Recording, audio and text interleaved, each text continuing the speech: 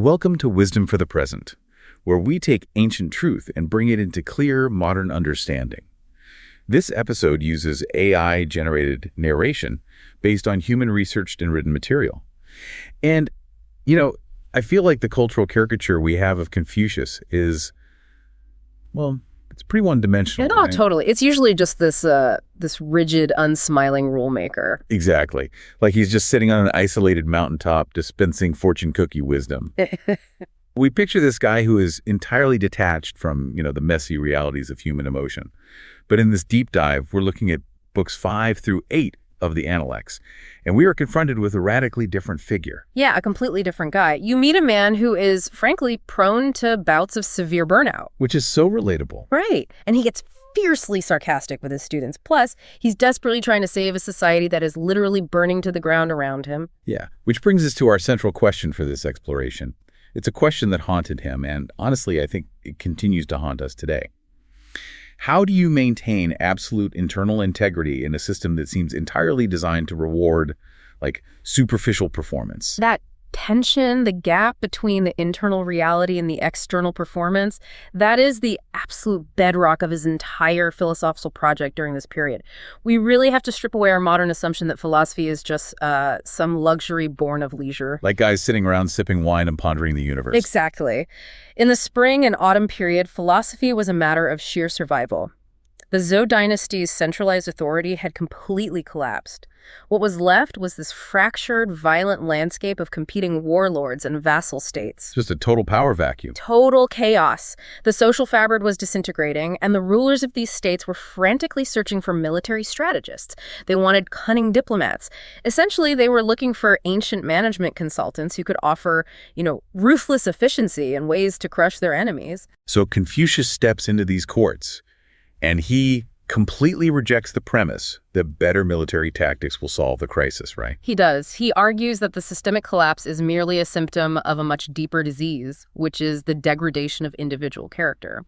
He's proposing that the only viable mechanism for saving a broken world is the really arduous reconstruction of personal moral integrity. Which makes his fixation on the contrast between appearance and substance not just a moral critique, but literally a political survival strategy.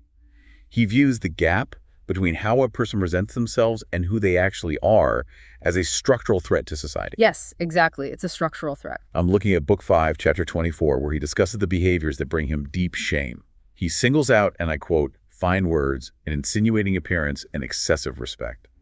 That phrase, insinuating appearance, is just so good. It really is. He isn't merely expressing a distaste for smooth talkers. He's diagnosing what is basically a form of social psychopathy. The individual who masters the external markers of deference, the competence, the polish, without possessing the internal anchor of virtue, which he calls Ren, is actively dangerous. Because they manipulate the trust required for a society to function. Exactly. And the mechanism of Ren, this perfect virtue, is so critical here. It isn't just a synonym for being nice. No, not at all. It implies a profound, almost structural alignment between your inner disposition and your outward action. Confucius gives us this striking diagnostic tool for it in Book 6, Chapter 16, where he outlines the imbalance of human character. Right, the clerk and the rustic. Yeah, he states, where the solid qualities are in excess of accomplishments, we have rusticity. Where the accomplishments are in excess of the solid qualities, we have the manners of a clerk. When the accomplishments and solid qualities are equally blended, we then have the man of virtue. Let's break that down for people, because the translation of those terms is key. Sure. So by solid qualities, he's referring to the raw, unrefined material of honesty and integrity, just your baseline goodness. And accomplishments denote the cultural polish, the education, the ability to articulate ideas and navigate social hierarchies. Translating that framework to the modern corporate ecosystem clears up so much of our daily friction, because the clerk is basically the archetype of the modern ladder climber. Oh, 100%. They possess a spectacular LinkedIn profile, they navigate complex organizational politics with total ease, and their presentations are flawless. Yeah. They have mastered the accomplishments, yet their solid qualities are entirely absent. They're hollow. Completely hollow. They view colleagues as expendable resources and will absolutely sabotage a project for personal gain. And the real danger of the clerk is that systems consistently misread their polish as competence. So they get elevated to leadership positions where their lack of integrity just hollows out the institution from the inside. And then on the flip side, we see the inverse tragedy in the rustic. This is the individual who possesses immense integrity and raw honesty, but they completely lack the necessary polish or, emotional intelligence to translate that goodness into effective action. We all know someone like this. They mean so well, but You're abrasive, they can't communicate their vision, and consequently, their moral foundation is rendered socially useless. Confucius recognizes that raw goodness is just insufficient for leadership. The goal is the synthesis. You need the equal blend of unshakable internal character and the sophisticated external capability required to actually enact that character in a really complex world. But achieving that synthesis requires a cognitive evolution, which he maps out in Book 6, Chapter 18. He argues, "They who know the truth are not equal to those who love it, and they who love it are not equal to those who delight in it." That's one of my favorite passages. It's beautiful, but I want to push back a little, or at least clarify. What is the actual difference between loving something and delighting in it? Because it sounds a bit like poetic phrasing. It does sound poetic, but he is actually diagnosing the limitations of willpower. Centuries before modern neuroscience mapped the prefrontal cortex. Think about it. Recognizing a duty, knowing the truth, requires constant cognitive load. You are forcing yourself to act against your inclinations. Right, you're white-knuckling it. Exactly. And even loving the truth still implies a separation between the actor and the action. Like, you value the work, but it remains work. The transition to delighting in it represents a fundamental rewiring of the psyche. In modern psychological terms, it describes achieving a state of flow within the moral domain. Oh, wow. A moral flow state. Right. When an individual delights in virtue, the boundary between the self and the ethical act dissolves. They're no longer expending willpower to be honest or courageous. The act of living virtuously has just become their primary source of spontaneous joy. So in that state, depriving them of the opportunity to act with integrity would actually feel like a punishment. Precisely. Confucius understood that a society relying solely on citizens who merely know their duty is incredibly fragile, because willpower depletes under stress. Only those who delight in virtue can withstand the immense pressures of a collapsing system without breaking. But that standard is incredibly unforgiving. And he applies it so ruthlessly even to his most brilliant students. There's this fascinating exchange in Book 5, Chapter 11, involving Zigong, who is this highly educated, very polished disciple. Oh, yes, Zigong. Zigong declares, "What I do not wish men to do to me, I also wish not to do to men." He's proudly articulating the negative formulation of the Golden Rule. And instead of validating this huge intellectual achievement, Confucius sharply rebukes him. He just says, "So you've not attained to that." It's brutal. It really is. It's a stunningly sharp response for a teacher. It just strips away the illusion that repeating a moral concept is equivalent to possessing the moral weight to actually execute it. Well, the profundity of that rebuke lies in its assessment of human restraint. You see, we often treat the Golden Rule as foundational entry-level ethics, like something you teach a kindergartner. Right, just a bumper sticker slogan. But Confucius is positioning it as the absolute pinnacle of human development. Genuine empathy, coupled with the absolute restraint required to never inflict your own pain, ambition, or frustration onto another human being. That is a monumental cognitive and emotional achievement. By telling Zigong he hasn't attained it, Confucius is warning against the self-deception of the intellectual class. The assumption that because we can articulate a complex ethical philosophy, we've somehow bypassed the grueling work of embodying it. Exactly. Which brings us back to the psychological toll this entire mission took on Confucius himself. He was demanding an impossibly high standard of moral integration from leaders who were primarily interested in just, survival and conquest. And in Book 5, Chapter 6, the facade of the Stoic sage just completely shatters. Yeah, this is where we see the human being behind the philosophy. He admits, "My doctrines make no way. I will get upon a raft and float about on the sea." I mean, this is a profound expression of existential burnout. He is acknowledging the total failure of his life's work to alter the political trajectory of his era. He's basically saying, I quit. I'm moving to an island. Totally. It humanizes him immensely, showing that his philosophy was forged in the fires of persistent defeat, not the comfort of academic success. But his pedagogical genius is that he utilized that very environment of defeat to train a specific cast of archetypal students. He didn't just teach abstract unified theories, he taught dynamically, adjusting his philosophy to the specific psychological deficits of the person sitting in front of him. Right. Let's talk about those disciples because they are archetypes we all recognize in our own friend groups or workplaces, starting with Yanhui.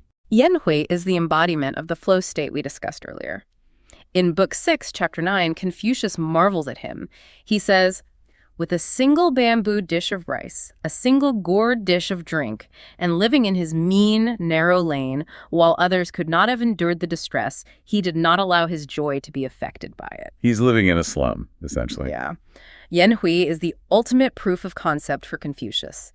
He demonstrates that when the internal reality is sufficiently rich and aligned with virtue, external circumstances like extreme poverty or social obscurity, they entirely lose their power to dictate human happiness. Yanhui is the ideal, but Zilu is the reality most of us recognize. Oh, it's there. Confucius describes Zilu in Book 7, Chapter 10 as the type of man who would unarmed attack a tiger or cross a river without a boat, dying without any regret. I always laugh at this because he is the ancient equivalent of the modern move fast and break things tech bro. He really is, just pure kinetic energy. Obsessed with bold execution and terrified of stagnation. Confucius doesn't attempt to crush that energy, but he recognizes its fatal flaw. Bold action divorced from careful deliberation is merely a fast track to catastrophe. He constantly attempts to install a governor on Zilu's engine, teaching him that true courage requires the intellectual patience to adjust plans before charging into the fray. And then we have the archetype of Zigong, the polished diplomat who presented the golden rule earlier. In Book 5, Chapter 3, Zigong explicitly asks Confucius for an evaluation of his character. Confucius replies, "You are a utensil." Wait, I have to stop you there. Yeah. Is being a utensil an insult? Because it sounds like one. And Zigong is probably taken aback, right? Because he asks what kind of utensil, and Confucius replies, a gemmed sacrificial utensil. It is a devastatingly precise philosophical critique masked as a compliment. In Confucian thought, a utensil, regardless of its beauty or the sacredness of its use, is defined by its fixed limitation. A vessel is designed to hold grain. It cannot do anything else. Ah, that metaphor really cuts to the core of human potential. Because Confucius argues elsewhere that the superior person is not a utensil. They are not a tool optimized for a single function. Right. By calling Zigong a gemmed sacrificial utensil, he is diagnosing the tragedy of over-specialization.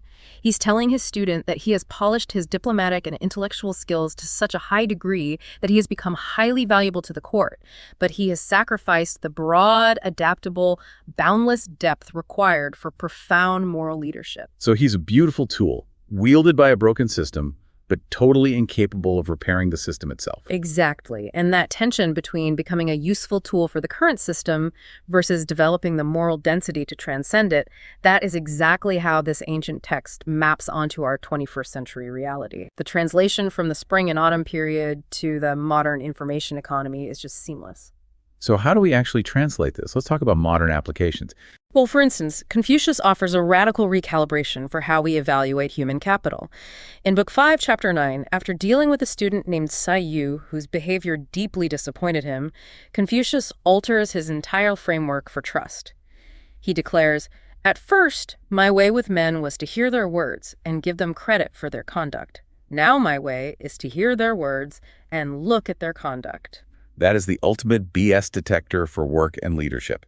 And the modern implication of that shift is monumental because we exist in an economy completely driven by the performative aggregation of words. We really do. We interact with personal brands, curated bios, and performative empathy on digital platforms. The default setting of our culture is to give people credit for the words they generate. Confucius demands a total cessation of that practice. He demands that we sever the connection between a person's articulated values and our assessment of their character, relying entirely on the physical execution of their life. If there is a millimeter of daylight between the rhetoric and the conduct, the rhetoric must be discarded entirely. Yeah, look at the conduct. And he applies that same rigorous structural analysis to the concept of wealth and success, which I think is so relevant for anyone caught up in modern hustle culture. Oh, definitely. In Book 7, Chapter 15, he famously states, "With coarse rice to eat, with water to drink, I have still joy in the midst of these things. Riches and honors acquired by unrighteousness are to me as a floating cloud. The imagery of the floating cloud is vital. It appears massive and substantial from a distance, but upon contact, it is entirely vaporous. It cannot bear weight. But he introduces a crucial systemic caveat in Book 8, Chapter 13. He argues, when a country is well-governed, poverty and a mean condition are things to be ashamed of. When a country is ill-governed, riches and honor are things to be ashamed of. That fundamentally alters the ethical landscape of capital accumulation. He is transforming wealth from a measure of personal industriousness into a metric of systemic ethics. Right, because if a system is just, transparent, and meritocratic, a well-governed state, then poverty suggests a failure to contribute meaningful value. But if the corporate environment is toxic, if the industry relies on exploitation, or if the broader social architecture is corrupt, the mechanism for acquiring wealth inherently requires moral compromise. So in an ill-governed system, the individual at the absolute pinnacle of the hierarchy is not an aspirational figure. Their wealth is an indictment of their willingness to participate in the corruption. I mean, that provides a profound psychological defense against the anxiety of falling behind in a cutthroat culture. Lack of unrighteous wealth becomes a verifiable proof of character. It's a huge comfort, actually, and this rigorous filtering of what we value extends to how we process information itself. In Book 7, Chapter 2, Confucius outlines his personal methodology for engaging with the world, and the very first principle he lists is the silent treasuring up of knowledge. In an age of endless tweeting and immediate hot takes on every single thought, what does it actually mean to silently treasure up knowledge? It directly challenges the neurological loops created by modern media. We are incentivized to react instantly to data, to consume an article, and immediately broadcast an opinion. This algorithmic reactivity prevents digestion. So, silently treasuring up implies a lost art of intellectual incubation. Exactly. It is the process of allowing information to reside within the mind, observing how it interacts with our existing biases, and permitting it to alter our internal landscape before it is ever weaponized as speech. It's the distinction between hoarding data to project competence and cultivating knowledge to develop actual wisdom. Okay, it's one thing to understand that we shouldn't care about toxic status or that we should silently incubate knowledge, but how do we actually do that in our daily lives? Let's get into the practical how-to. Well, understanding the necessity of incubating knowledge or evaluating systemic corruption is abstract, but Confucius always grounds his philosophy in actionable frameworks. The first of these is an aggressive cognitive behavioral technique found in Book 7, Chapter 21. He states, "When I walk along with two others, they may serve me as my teachers. I will select their good qualities and follow them, their bad qualities and avoid them." So, the walking teacher's framework. Yes. It's a radical reframing of interpersonal friction. Typically, when we encounter someone who is arrogant, disorganized, or petty, our response is external judgment. We categorize them as an obstacle. Confucius instructs us to immediately internalize the encounter. I love this. I challenge you, the listener, in your next meeting or at your next family dinner to silently assign the two teachers role to the people around you. By assigning the role of teacher to the most irritating person in the room, you neutralize your own frustration. You're tasked with identifying one positive trait to emulate, and more importantly, identifying the specific flaw that annoys you, solely to use it as a mirror for your own latent tendencies. The frustrating individual ceases to be a nuisance and becomes a highly customized diagnostic tool for your own moral development. It effectively removes the victimhood from social interaction. Yeah. You're never trapped in a bad conversation. You're merely attending a very specific seminar on what not to do. I like that way of putting it. The second framework scales this internal vigilance up to the physical body. It's the three-step deportment check. In Book 8, Chapter 4, the philosopher Tseng delivers his dying words. And in this cultural context, dying words represent the absolute distillation of a lifetime of thought. He outlines a three-step deportment check for anyone holding a position of influence. Step 1, that in his deportment and manner he keep from violence and heedlessness. Step 2, that in regulating his countenance he keep near to sincerity. Step 3, that in his words and tones he keep far from lowness and impropriety. What Tseng is articulating is basically a sophisticated understanding of somatic psychology. He recognizes that the mind does not simply direct the body. The physical state of the body continuously feeds back into and alters the cognitive state. Right. Keeping from heedlessness, in modern terms, means auditing your physical velocity. Are you rushing through hallways, typing aggressively, or slamming doors? That physical erraticism generates mental chaos. And regulating the countenance near to sincerity challenges the performative facial expressions we adopt, like the fake nod on a video call or the strained smile of networking. It demands that your physical expression precisely match your genuine internal state, forcing immense self-awareness. And keeping words far from lowness is an understanding that cynical, petty, or gossip-laden speech degrades the neural pathways of the speaker long before it damages the reputation of the target. So this level of constant self-auditing, checking physical velocity, facial sincerity, and verbal elevation before every interaction, it points toward the third and perhaps most countercultural practice, cultivating the heavy burden. Yes. In Book 8, Chapter 7, Tsang speaks to the existential weight of this lifestyle. Perfect virtue is the burden which he considers it is his to sustain. Only with death does his course stop.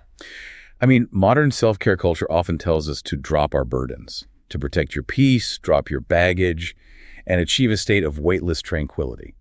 This feels like a direct assault on that. It is. The profound psychological reframe here is the assertion that a meaningful life is inherently, undeniably heavy. The responsibility to maintain perfect virtue, to act with absolute integrity when it costs you financially, to care for aging parents, to refuse to participate in systemic corruption is a crushing weight. But modern culture suggests that if something feels heavy, it is toxic and must be discarded. Right, but the Confucian tradition argues that the weight is the very mechanism that provides gravity to human existence. Without that heavy burden of purpose, the individual becomes the floating cloud. Unanchored, easily manipulated by the prevailing winds of culture, and ultimately insubstantial. So the practice is not to seek the removal of the burden, but to reflect on what burden you're carrying that actually gives your life meaning. You have to develop the psychological musculature required to carry it until the very end. Embrace its weight rather than resent it. But I admit, carrying a heavy burden until death or policing our every facial expression sounds incredibly rigid and difficult. It all feels violently at odds with our contemporary values of spontaneous authenticity and frictionless living, which leads directly into the obstacles to growth when engaging with this text. There's definitely modern resistance to these teachings. The first major collision occurs in Book 7, Chapter 1, where Confucius proudly defines his entire identity. He says a transmitter and not a maker, believing in and loving the ancients. I'm going to argue vigorously against this from a modern perspective. We live in a world that absolutely worships innovators, disruptors, and founders. The visionary who breaks with the past to build the future. This is our highest archetype of success. Calling yourself a transmitter sounds like a fancy word for a copycat or dinosaur. It implies a lack of originality. It does sound deeply offensive to the modern ego. But this introduces the trap of what C.S. Lewis termed chronological snobbery. Oh, explain that. It's the unexamined assumption that the intellectual outputs of the present are inherently superior to those of the past, simply by virtue of being recent. We conflate technological progression with moral evolution. Because we possess quantum computing and global communication networks, we assume our understanding of grief, integrity, and human connection must also be superior to that of an agrarian society from 2.5 millennia ago. Which is just arrogant. Exactly. Confucius dismantles this arrogance. He recognizes that the fundamental architecture of human suffering and human flourishing does not change. Empathy does not need to be disrupted. By embracing the role of the transmitter, you are actually liberated from a tremendous psychological burden. Because the modern mandate to constantly be original, to forge a completely unique philosophical identity, is exhausting. And frankly, largely narcissistic. Right. Confucius argues that true wisdom has already been discovered, tested in the crucible of collapsing empires, and codified. The noble, incredibly difficult task is not to invent a new morality, but to study the enduring truths, master them internally, and transmit them intact to the next generation or the next organization. It requires a subsuming of the ego to a lineage of wisdom that is vastly larger than the self. That subsuming of the ego leads to the second massive obstacle for us. The absolute reverence for propriety, or ritual, known as lie. In Book 8, Chapter 2, Confucius warns, respectfulness without the rules of propriety becomes laborious bustle. Carefulness becomes timidity, boldness becomes insubordination. Modern people hate rules of propriety. We really do. We value authenticity and letting it all hang out. We view propriety manners, formalities, structural hierarchies as artificial constraints designed to crush authentic expression. We believe that raw, unfiltered emotion is the truest version of the self. We view it as a straitjacket. But here's an analogy. Propriety isn't a straitjacket. It's the banks of a river. Raw emotion, boldness, carefulness, even the desire to be respectful is like an immense volume of water. It possesses tremendous kinetic potential. But without the banks of the river, that water simply floods the surrounding landscape. It spreads out, loses its directional force, and just turns into a destructive, muddy swamp. That riverbank analogy perfectly captures the mechanics of ritual.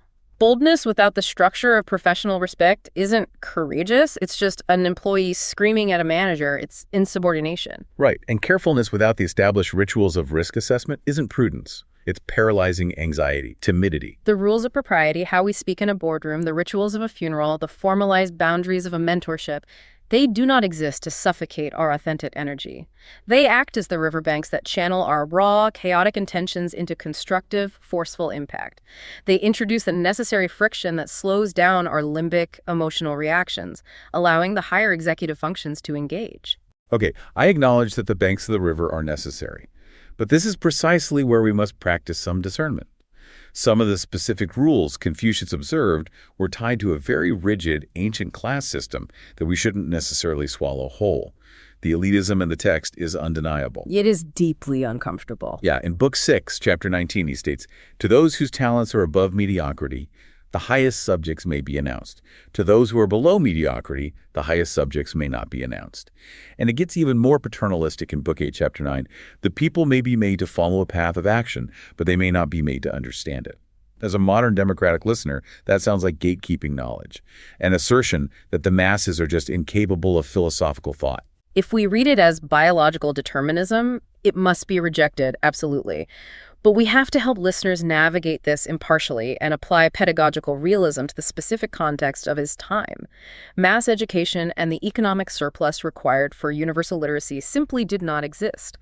The survival of the state depended entirely on a microscopic fraction of literate bureaucrats. So when he says the common people cannot be made to understand the high subjects, he's acknowledging the tragic reality of cognitive load and material deprivation. A peasant farmer laboring from dawn until dusk literally lacks the bandwidth to engage in abstract debates on the metaphysics of statecraft. They require the practical path of action to survive the winter. They don't need the theoretical justification for the path. While we must absolutely reject the idea that certain classes of people are incapable of understanding high concepts, we can extract the enduring wisdom here, which is essentially a masterclass in communication strategy. Tailoring your communication to where your audience currently is. Precisely. You must ruthlessly tailor your message to the developmental stage of your audience. You can't force complex, nuanced truths onto a team or an individual who hasn't mastered the foundational principles. Attempting to teach advanced organizational theory to an employee who still struggles with basic punctuality is not democratic. It is ineffective and frustrating. The highest subjects may not be announced until the foundation is secure. Which means the restriction isn't based on inherent worth, but on current capacity. And we see him actively working to decouple moral worth from external status anyway, specifically in his use of the term the superior man, or junzi. The text constantly references the superior man and serving superiors. Right, and we have to remind a listener not to conflate Confucius's superior man with mere socioeconomic rank.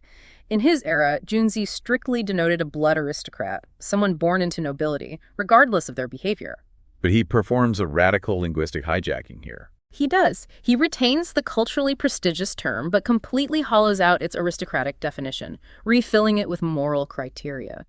By insisting that Yan Hui starving in an alley is the ultimate exemplar of the path, while condemning the wealthy warlords as petty, he is democratizing the concept of nobility. So when we read superior man, we must mentally replace it with a person of profound moral character. Completely divorced from their socioeconomic standing. That specific decoupling of internal character from external circumstance provides a fascinating bridge to other global ideas, demonstrating how universal this struggle is. When we analyze Yan Hui finding unshakable joy with his single gourd of water, it maps flawlessly onto Stoicism, which was developing on the other side of the world without any cultural cross-pollination. The parallels with Epictetus or Seneca are profound. Both the Confucian and Stoic traditions isolate the fundamental vulnerability of the human condition. If your joy or your psychological stability requires external validation, a specific income, a pristine reputation, a nice house, you have surrendered your sovereignty. You are a hostage to fortune. Because the market can crash, rumors can spread, and leaders can be capricious. Both traditions conclude that true freedom is exclusively an internal mastery. Yan Hui is invincible because he has constructed a fortress of virtue that no warlord can lay siege to. And when he delights in the truth, going back to Book 6, Chapter 18, he is demonstrating what modern behavioral psychologists call intrinsic motivation. Extrinsic motivation is doing the work solely for the external reward, the gold star, the paycheck. That aligns with merely knowing the duty. It's functional, but fragile. When the external reward is removed, the behavior ceases. Right. Intrinsic motivation is doing something because the act itself provides deep inherent satisfaction. Confucius diagnosed this dynamic 2.5 millennia ago. He knew that an extrinsic motivation system would eventually fail you, but intrinsic delight creates the lifelong learner. He was a man watching his world burn, trying to forge individuals strong enough to stand in the fire without losing their humanity.